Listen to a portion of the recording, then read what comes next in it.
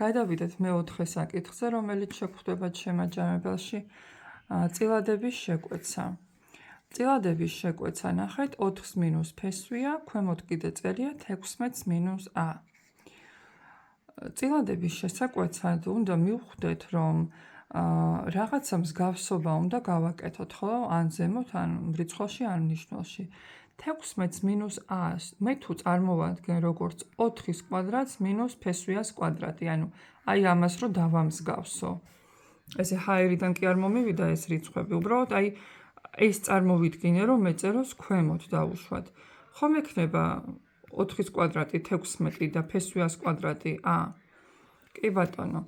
ეხლა ჩვენ თუ ამას ესე წარმოვიდგენთ, ეს ჩვენთვის იქნება a კვადრატ მინუს b კვადრატ ფორმულის მსგავსი და დავშლი a მინუს b a პლუს b. ჩვენ შემთხვევაში 4-ს მინუს ფესვია 4-ს პლუს ფესვიაზე, აი. შემდეგ 4-ს მინუს ფესვი a ზემოთა რო ჩხილში ჩავსვა, ხო ერთნაირი რიცხვები გამოვა და შეიკვეცება. საბოლოოდ დაგვრჩა 1 შეფარდებული 4-ს პლუს ფესვი a-ზე. ეხლა აქ რა შემიძლია გავაკეთო ამ შემთხვევაში, იმიტომ რომ აქაც ფორმულით არ იშლება და არ ვიცი ახლა რა ვქნა. შეგვიძლია 11 წარმოვადგინოთ როგორც ფესვით 11 ჯერ ფესვით 11. ეხლა ორივეს აქვს ფესვით 11 და გავიტან ჩხილებს გარეთ. ფესვით 11 რომ გავიტანო ჩხილებს გარეთ. შიგნით დამრჩება ფესვით 11-ს მინუს 1, იმიტომ რომ ამის წინ არაფერი წერია, ხო? 1 იგულისხმება. ჩხილებს გარეთ როცა გავა ეს რიცხვი, ამათ შორის ხომ ნამრავლია, რაღაც ფესვით 11 გამრავლებულია ამ რიცხვზე და შეფარდებულია 11-ზე. ამიტომ შეგვიძლია მოვახდინოთ შეკვეცა.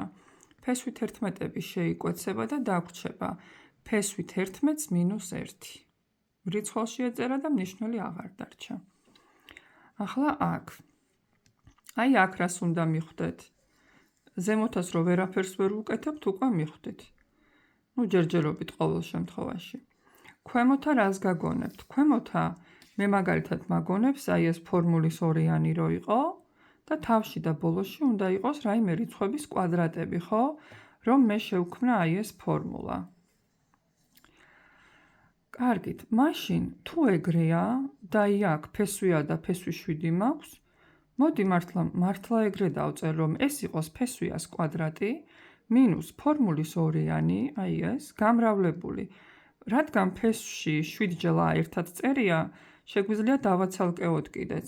გამრავლებული ფესვი 7-ზე და ფესვი a-ზე და მიმატებული ფესვი 7 კვადრატში.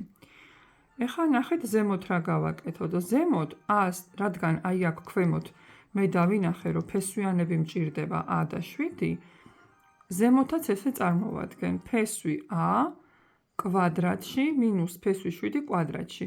რეალურად ეს ხომ არის a მინუს 7, იმიტომ რომ კვადრატები ამეებს მოხსნიან. და ითვლება, რომ თქვენ აქ არაფერი არ შეცვალეთ. კიდევ ერთხელ, ვინაიდან a-ს მისაღებად, ჩვენ შეგვიძლია ფესვი a ავიყვანოთ კვადრატში და ეს არის a, შემიძლია ამის მაგივრად დავწერო ესე. ხოლო 7-ის ნაცვლად დავწერო ფესვი 7-ის კვადრატი.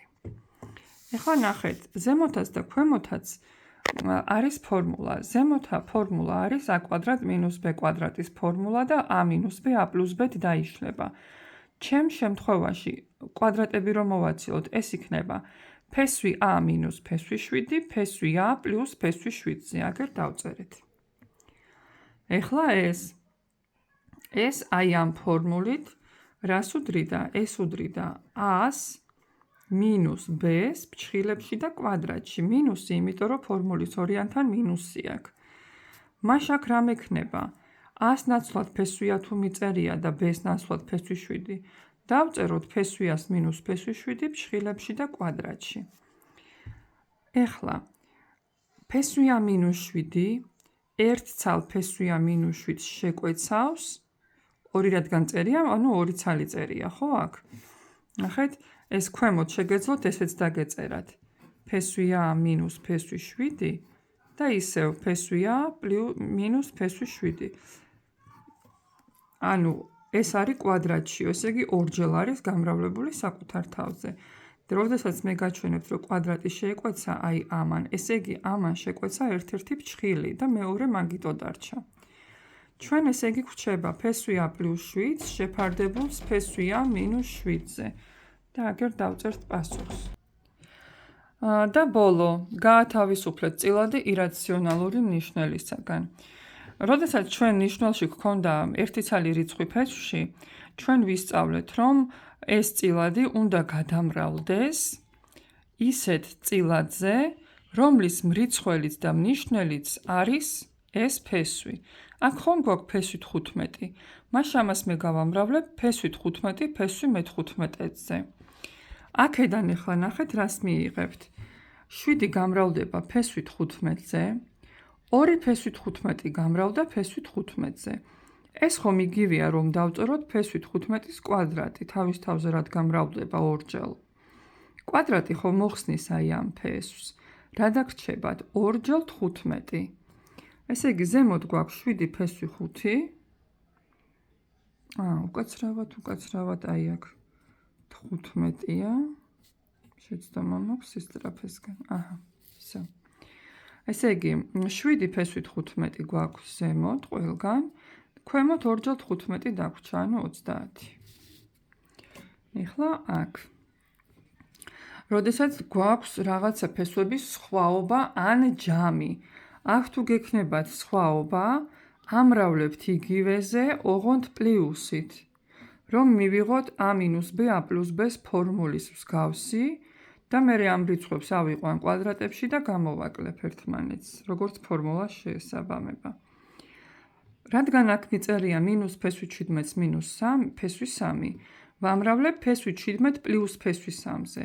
იგივეს ვწერ მრიცხველშიც. 14 გამრავლებული ამაზე, ხო? ეს გამოსახულებაა, ორწევრია, ამიტომ ჩხილებში უნდა დავწერო. რადგან 14 პირდაპირ ორ ცალ რიცხვზე არ გამრავლდება, რიგრიგობით უნდა გავამრავლოთ. თუ არა და საერთოდ არ გავხსნათ. ეხლა ნახეთ რა მივიღეთ ქვემოთ, ფესვი 17 - ფესვი 3, ფესვი 17 + ფესვი 3.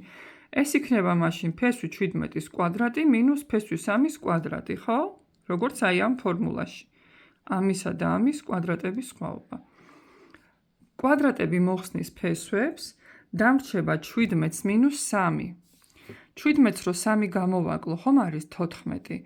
აი ეს 14 ამ 14-თან შეიკვეცება და დამრჩება ფესვი 17 + ფესვი 3. სულ ეს არის. მსგავს მაგალითებს მე კიდევ ჩავაგდებ, ჩავწერ და გაჩვენებ და თქვენც ამოხსენით. გავითვალისწინოთ კიდევ ერთხელ, ესეთი ბევრი გვაქვს გაკეთებული, ეს არა. როდესაც გექნებათ 2 ფესვის სხვაობა, ამრავლებთ მათ ჯამზე. თუ გექნებათ 2 ფესვის ჯამი, ამრავლებთ მათ სხვაობაზე. აუცილებლად უნდა დაგრჩეთ ესეთი ფორმულის მსგავსი ქვემოთ, რომ მოცილდეს ფესვები.